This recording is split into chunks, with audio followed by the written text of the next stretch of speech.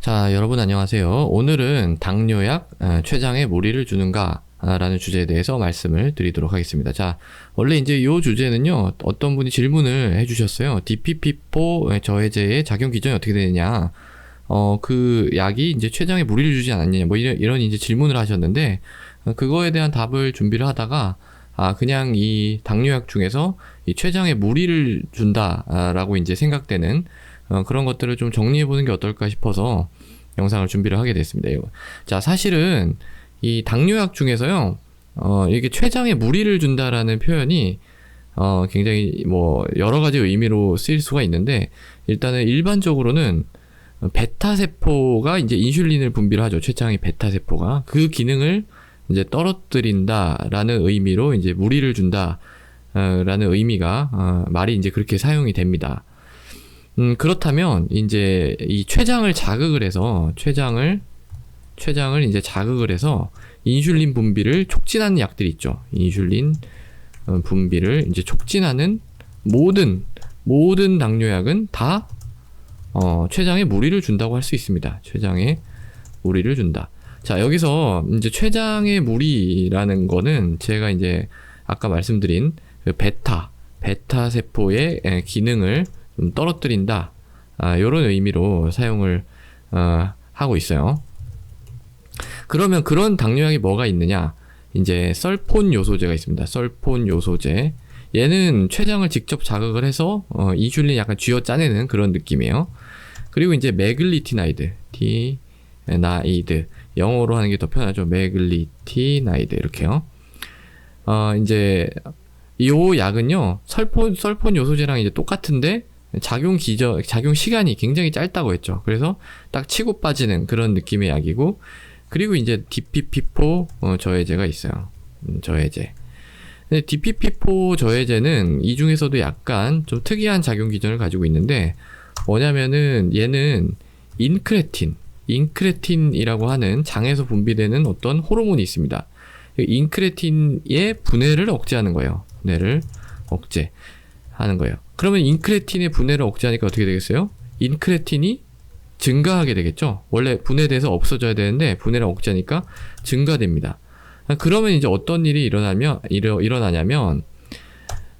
이게 이제 췌장에서 인슐린 분비를 증가시키고요. 그리고 글루카곤의 분비를 감소시킵니다. 그 두 가지를 통해서 이제 혈당을 낮추는 그런 효과를 내는 거예요. 근데 이제 우리가 주의해야 될 게 인크레틴이 과연 언제 나오냐라는 거예요. 인크레틴이라는 거는 이제 장에서 분비되는 어떤 호르몬인데, 이 인크레틴은 식사 후에 이제 식사에 반응해서 분비가 되는 겁니다. 그렇기 때문에 뭐 식사를 하지 않으면 아예 인크레틴이 없으니까 그거 분해를 뭐 억제하고 자시고 할 것도 없죠. 근데 식사를 하면은 인크레틴이 원래 나왔다가 빨리 사라져야 되는데, 그게 이제 분해를 억제를 하니까 이제 오랫동안 작용을 하는 거예요. 그러면서 식후 혈당을 떨어뜨리게 되겠죠. 그래서 이제 이 DPP4 저해제 같은 경우에는 주로 혈당이 올라갔을 때 잡아주는, 식후 혈당을 잘 잡을 수 있습니다. 잘 잡는다. 그러니까 이게 이 세 가지가 다 같은 그 당뇨 약 클래스라고 볼 수도 있어요. 왜냐하면 췌장의 어떤 인슐린 분비를 촉진시키기 때문에. 그렇지만은 이 DPP4 억제제 같은 경우에는 이제 꼭 필요할 때 췌장에서 인슐린을 빼내는 느낌입니다. 그러니까 뭐 예를 들어서 이제 돈으로 비교를 하면, 돈이 이제 은행에 어느 정도 잔고가 있는데 그거 이제 꼭 필요할 때 인출해서 쓰는 느낌이죠. 그러니까 뭐 돈을 빼서 쓴다는 건 맞지만 그렇게 무리를 주는 느낌은 아니라는 거예요. 반면 이제 썰폰 요소제 같은 경우에는 이제 그냥 돈을 쭉 빼가지고 쭉 다 써버리는 그런 느낌입니다. 뭐 그렇다고 해서 이 썰폰 요소제가 안 좋은 약이냐? 그렇지 않아요. 이거 굉장히 좀 혈당을 강화시키는 효과가 굉장히 좋습니다. 그러니까 혈당이 계속 너무 높을 때, 뭐 식후건 뭐 공복이건 계속 높을 때는 일단 혈당을 떨어뜨리는 게 우선이에요. 그렇기 때문에 이 썰폰 요소제 아직도 많이 씁니다. 그런데 이제 진료를 보다 보면 어떤 말씀을 많이 하시냐면은, 나는 췌장에 무리를 주기 때문에 당뇨약을 안 먹겠다. 췌장에 무리를 줌으로 당뇨약을 드시지 않겠다, 먹지 않겠다, 이렇게 말씀하시는 분 굉장히 많아요. 근데 이제 그렇게 되면은 이게 이제 어떤 얘기가 되냐면 당뇨를 그냥 방치하게 되는 거죠. 당뇨를 방치하게 되는 거예요. 그러면은 이제 당뇨의 합병증들이 생기겠죠. 합병증. 합병증으로 이제 엄청나게 고생을 하시게 되는 거예요. 이게 이제 당뇨를 방치하면 반드시 이제 합병증이 생기기 때문에, 그러니까 뭐가 더 중요한지를 잘 생각을 해봐야 되는 거죠. 그러니까 뭐 췌장에 무리를 뭐 주는 건 맞습니다. 이제 설폰 요소제나 이런 걸 먹게 되면 DPP4도 이제 뭐 일시적으로 조금씩 이제 분비를 증가시키지만 어쨌든 췌장에 인슐린 분비를 촉진시키니까 그 의미로 보면 무리를 준 게 맞아요. 그렇지만 그렇다면 그대로 당뇨를 방치해서 합병증으로 고생을 할 것이냐. 그리고 실제로 약을 써보면요, 이 약 때문에 뭐 췌장이 다 망가져가지고 아예 뭐 췌장 기능을 안 하게 되고, 물론 뭐 그럴 수도 있겠지만은, 이제 그런 기능의 그 상실을 최소화하기 위한 방법을 같이 병행을 하면은 조금 도움이 된다는 거죠. 뭐 예를 들어서 이제 불규칙적으로 식사를 한다든지, 뭐 단순 당뇨, 그러니까 달달한 커피라든지 뭐 떡이라든지 국수, 뭐 요런 종류를 좀 피하고, 고지방식, 지방도 사실은 이 췌장에 무리를 주는 거거든요. 그런 의미로 따지면.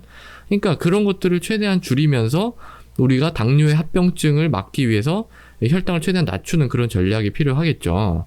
근데 그렇게 했는데도 불구하고 이제 췌장에 무리가 가서 인슐린이 만약 하나도 안 나오게 됐어요. 그럼 어떻게 해야 돼요? 그러면 인슐린 주사라는 방법이 있습니다. 그러니까 이게 이제 최후의 단계가 있어요. 근데 사실 이걸 이제 환자분들이나 일반적으로 최후의 단계라고 생각을 하지만 실제로 그렇진 않아요.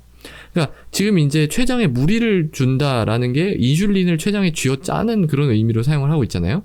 근데 인슐린을 주면 어떻게 돼요? 그러면 반대로 인슐린을 주면 췌장을 좀 쉬게 해주는 효과가 있는 거예요. 췌장을 휴식을 취하게 해주는 효과가 있는 거예요. 그렇기 때문에 경우에 따라서는 혈당이 너무 높고 그 관련된 증상, 3대 증상 있죠.